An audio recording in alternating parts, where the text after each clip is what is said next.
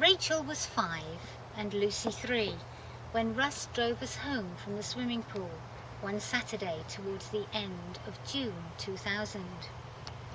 Once there, the doctor visited to say that my husband was seriously ill and might even have chronic advanced leukemia. After he left, Russ and I sat in our sitting room.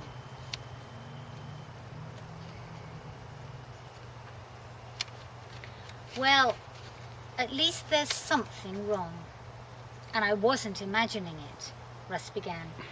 What a relief they know what it is. Now they can do something about it. We don't know for sure, but it is leukemia, I said.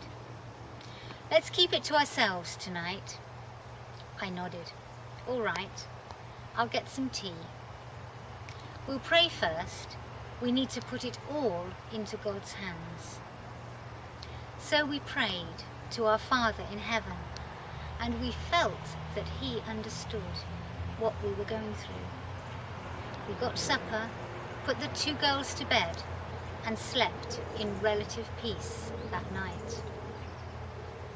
When I woke the next morning, the memory of the doctor's visit burst into my mind. In that state of being half awake, half asleep, I desperately wanted it all to be a dream, and at some points I really believed it was. This was to become a familiar pattern in the year ahead.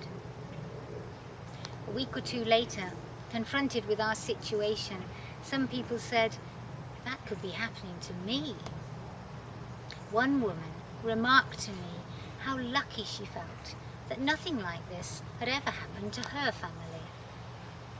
Even at that time, I had reservations about this reaction, knowing that suffering is not always ultimately bad. Even in those darkest, bleakest days after diagnosis, I took courage from the fact that Jesus endured unimaginable suffering for me, so that through trusting him, I might have everlasting life. My reaction to all of this was to run to God. I had learned to run to him.